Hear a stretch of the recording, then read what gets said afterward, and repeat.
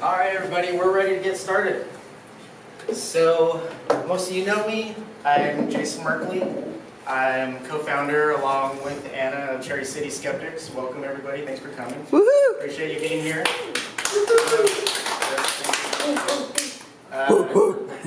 We have a very awesome speaker tonight. We're very lucky to have her. I just want to say before she comes up here, you guys know me when it comes to all this science and skepticism stuff. You know, I'm always harping on what's next. We've got the scientific method, we've got the skeptics toolbox. So what? You know, I'm always pushing. Let's go out, let's do something, let's change the world. Okay? Now, our speaker tonight, she made it without succumbing to spontaneous human combustion. Yeah, it's hot in here, so who knows? We didn't drive her car. Now, if you go on her Wikipedia page, you'll have a better understanding of that reference. And speaking of Wikipedia, this is sort of Susan's canvas, if you will. If I could call her an artist, I would say Wikipedia perhaps is the canvas on which she operates along with her team. So we are extremely privileged to get to hear from her about her work with Wikipedia and other things in the skeptics movement that she's done. And I could sit and talk about all those things forever, but Susan has been driving for 2 days straight, so we want to get this started and get going so she can get back and get checked in and get some rest. So let's have a round of applause for Susan Gerbic.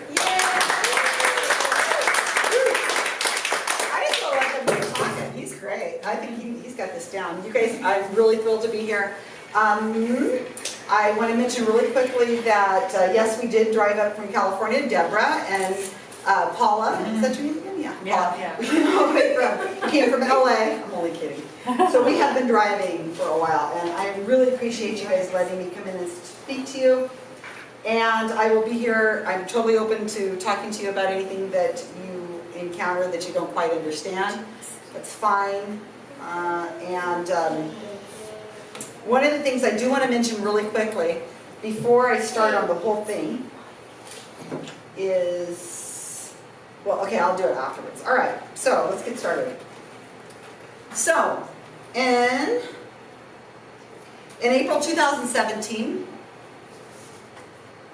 William Shatner, better known as Captain Kirk, you all know him, from the original Star Trek series, tweeted in support of Autism Awareness Month. Okay? You guys can read this all here, right? Fine. So knowingly or possibly unknowingly, Shatner was unaware of the controversy of Autism Speaks. Many in the autism community say that Autism Speaks is anti-autism. Others point to the promotion of anti-vax ideals that they have or have had, and this is politely pointed out to William Shatner. And this all happened on Twitter. So you know what happens next, right? So Shatner doubles down. We don't know anybody who would ever double down on Twitter, right? So, and it got really ugly really quick. David Gorski, who is in our community, he is a, I see lots of nods, writes for Science-Based Medicine under the name ORAC. David Gorski had tried to explain to William Shatner very politely the controversy behind Autism Speaks and the controversy the autism community has with him. So Shatner decides to Google David Gorski. Shatner finds anti-Gorski sites and discredits Gorski over Twitter, and then Shatner is attacked again for taking these sites as gospel. This Slate article, written by Adam Leibowitz, soon appeared and sums up the entire mess between these two statements. A crank website can capture the mind of a celebrity with 2.5 million followers and discredit one of the most reliable sites on the internet for shame. And you can't understand the depth of the current chaos until you see William Shatner tweeting a site friendly to Health Ranger. And the Health Ranger is Mike Adams or Natural News, who has also attacked me on many times. So, we have a problem, people. This exchange not only sums up the problem with William Shatner, but why, when the majority of the evidence is on the side of science and reason, we are having trouble getting the information we hold beyond our choir. We're right. Why can't we get people to understand that?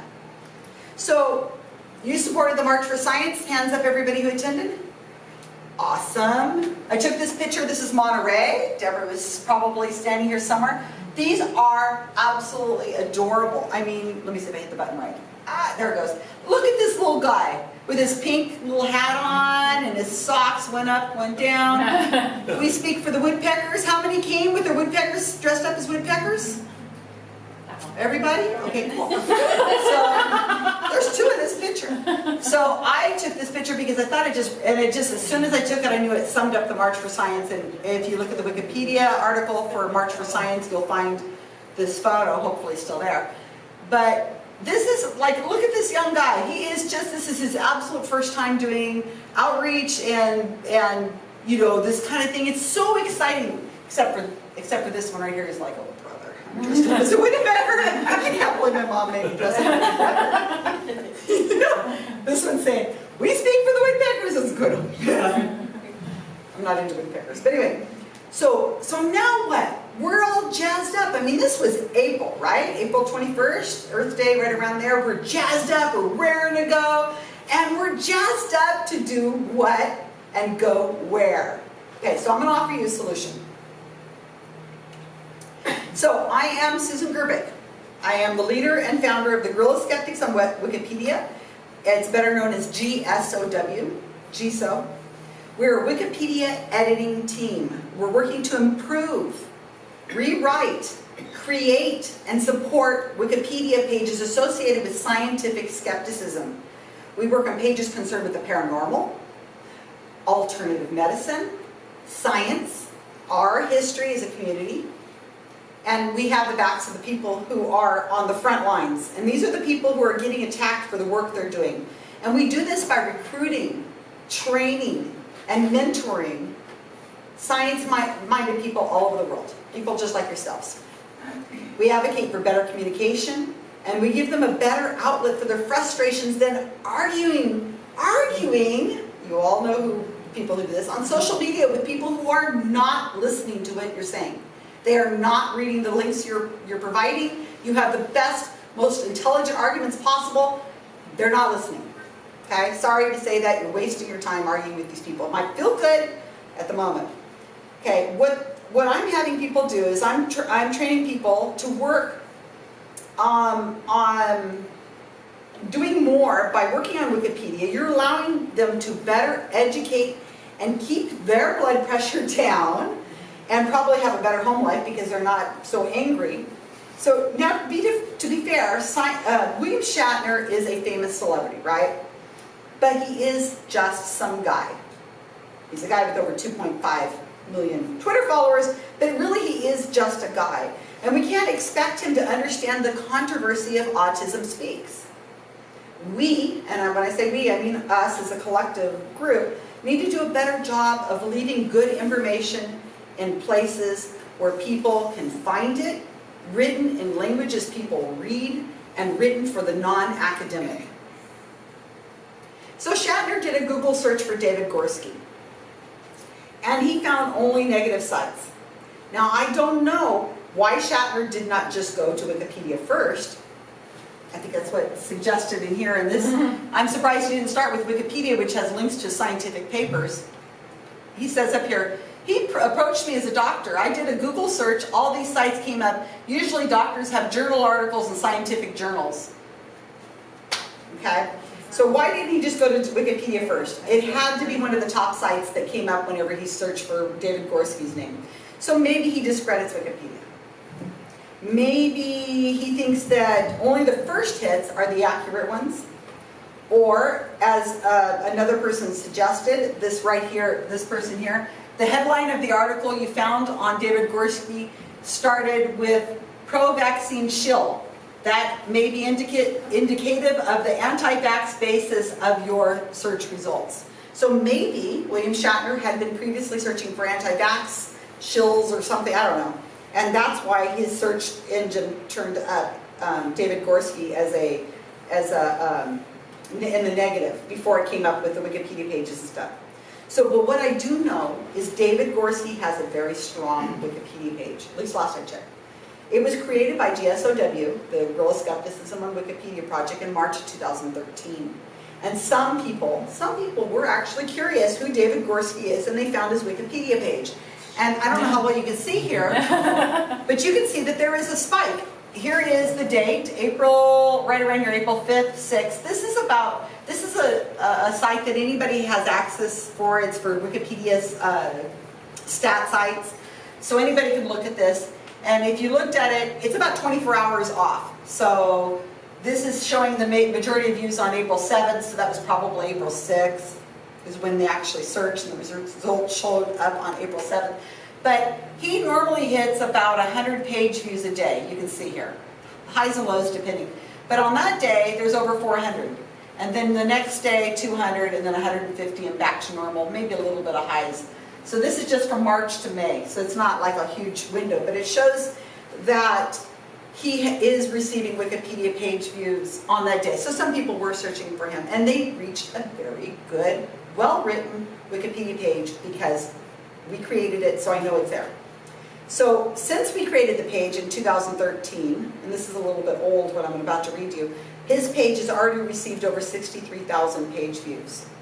So we have his back. The goals of the GSoW project are many and grandiose, and they may even be idealistic. Not only are we attempting to rewrite Wikipedia concerning all the topics in all languages possible, which is probably 1,000 pages, but I don't really want to know because then I will be discouraged. But my goal, my personal goal, is to grow our community.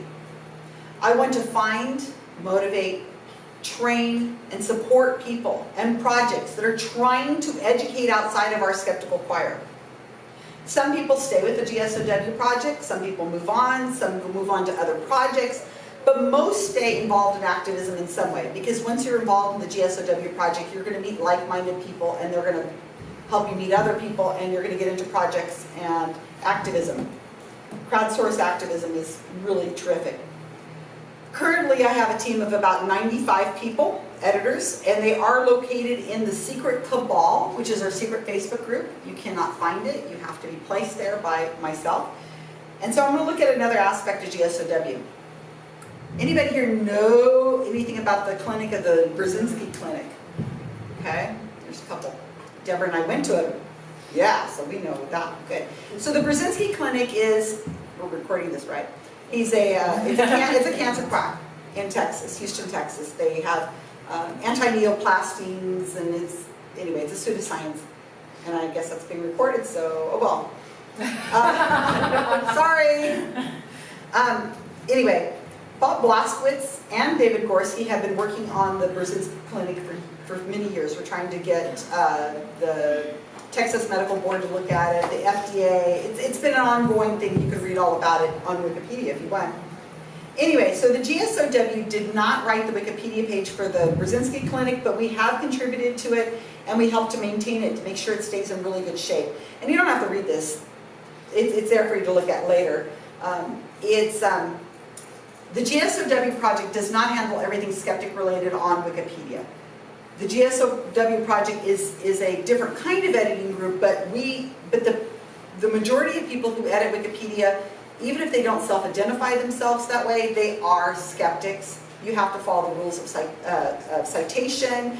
The citation has to be in really great shape. It has to be a really strong citation if you're going to make an unusual claim. So Wikipedia would be Conservapedia in a month if it were not for the awesome Wikipedia editors that exist on Wikipedia, not just the GSoW project. I only have 100 people. There's thousands of people actually edit Wikipedia. The English Wikipedia Brzezinski page, this one right here, it's receiving about 350 page views a day. The Brzezinski Clinic is located in Houston, Texas, but it attracts people who come from all over the world to cure their cancer. A lot of them are children, and it's very sad. The children, a lot of times they take children there because there's not a lot of research done on brain cancer for children. You can't really control for it. You know, who's going to put their child in a, you know, it's hard to do research on young brains that are dying from cancer. So people who are very desperate come from all over the world to the Brzezinski Clinic, and it is quite expensive, you know. So our project, the GSoW, felt that it was really important that we get this page translated in other languages so that people from other countries who are hearing about the clinic and are desperate to come to Texas will at least be able to get some information written in their language, but they can understand it and not rely on somebody translating it for them or whatever. So here's the page in Dutch. We wrote this. This page has already been viewed almost about 7,000 times, so about 25 times a day. That's a lot for Dutch when you think about it. We also have written it in German, which has received about 5,000 page views. And we've also written it in Portuguese, and that's about 4,000 page views. And don't worry about these numbers. There's no test. So then we wrote it in Italian because of this guy. So who's first to shout out? Who's this guy? Fabio. For those of you who don't know, this is Fabio, who did the commercials for Dots. What is it? It was a... Butter. I can't believe it's not butter. He was a model. So Fabio is a Brzezinski supporter. His sister, he's a true believer. He sent his sister there when she had stage 4 cancer. He brought her to the clinic. She died a few weeks later. Not because of the Brzezinski clinic, but because she was really far beyond. So we felt that the page needed to be in Italian because we didn't know if Fabio was going to be in the media, in Italy, and we didn't know what he might do. So we wanted to make sure that if he is in the media talking about the Brzezinski clinic in the future coming up or any other time, they will be able to find a Wikipedia page that's well written and explains what the Brzezinski clinic is. So this is a Wikipedia page we wrote in Italian by my entire editing team in Italian edit, which is a joke because I only have one person who's writing for me in Italian, and she has done amazing jobs writing. She's written many, many pages. Raffaella, she's been working on her PhD in mathematics, and she's now a teacher, but she still finds the time to translate pages into Italian for us. People work for me in all different aspects. You don't have to be retired with a lot of time. We could fit you in anywhere. And this Italian page has already received 2,500 page views, so that's a lot. Then we made one more. We felt because Brzezinski is from Poland, that we better get the page written in Polish. And here it is. So at the time we did this, we didn't have a Polish editor. I do now. He's amazing. His name is Adam. He's constantly translating pages into Polish. Bob Blaskowitz found us a person who was going to train it, who translated it for us. And one of my editors named Nathan, he just turned around and just translated the code from English to Polish, and he was able to figure it out. And it's just amazing what you can do when you try. So this page, remember I've mentioned things like 3,000, 5,000, whatever. This page is over 28,000 page views. And that's because he's Polish, and that's because he's known in Poland. He's like a local hero in some ways. So when I mention these page view stats, I don't know how many people are going to these pages and reading the whole thing. I don't know how long the person has stayed on the page. I don't know if they're unique viewers.